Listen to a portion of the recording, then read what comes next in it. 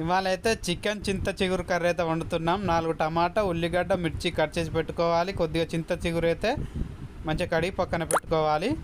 Gas మీద అయితే ఒక గంజి అయితే పెట్టుకోవాలి. అందులో కూరకు సరిపడా ఆయిల్ అయితే పోసుకోవాలి. బాగా ఆయిల్ వేడయ్యాక అందులో అయితే కట్ చేసి పెట్టుకున్న ఉల్లిగడ్డలు అయితే వేసుకోవాలి. కొద్దిగా మిర్చి కూడా వేసుకోవాలి. మిర్చి వేసుకున్న తర్వాత ఒకసారి అయితే కలుపుకుందాం. బాగా అయితే కలుపుకున్న తర్వాత అందులో కొద్దిగా అల్లం అయితే వేసుకోవాలి. వేసుకొని ఒకసారి మళ్ళీసారి కలుపుకుందాం. ఎందుకంటే అల్లం మంచిగా ఉల్లిగడ్డలకు మిర్చికి పట్టాలి కాబట్టి మంచి ఫ్రై కావాలి. ఇప్పుడైతే మనం చికెన్ అయితే వేసుకుందాం.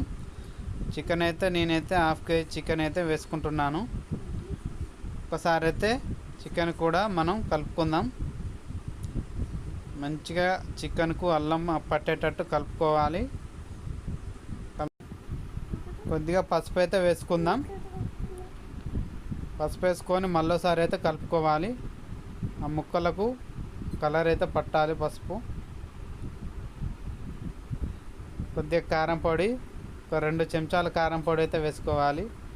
ఎందుకంటే మంచిగా కూర కారంగా ఉండాలి కాబట్టి. ఇప్పుడైతే టమాటా అయితే వేసుకుందాం.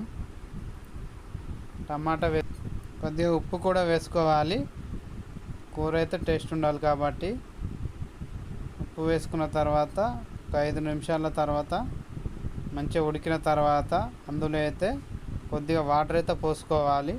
ఎందుకంటే చింత చిగురు ఉడకాలి కాబట్టి ఇప్పుడైతే వాటర్ అయితే పోసుకున్నాను. వాటర్ పోసుకున్న తర్వాత మూత అయితే పెట్టుకుంటాను. ఒక 10 నిమిషాల తర్వాత తీసుకొని అందులో అయితే కొద్దిగా మసాలా అయితే వేసుకోవాలి.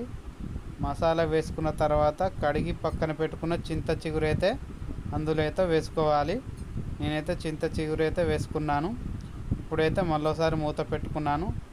మళ్ళీ 5 నిమిషాల తర్వాత మూత తీశాను. చూశారు కదా, చింత చిగురు కర్రీ అయితే రెడీ అవుతుంది. ఒకసారి అయితే కలుపుకోవాలి. చూశారు కదా, ఆ ముక్క చింత చిగురు చాలా టేస్టీగా అయితే ఉంటుంది. మీరు కూడా మీ ఇంట్లో ట్రై చేయండి. చింత చిగురు కర్రీ చూశారు కదా, మీరు కూడా ఒకసారి ట్రై అయితే చేయండి. సూపర్ టేస్టీగా ఉంటుంది చింత చిగురు chicken curry. Please subscribe my channel.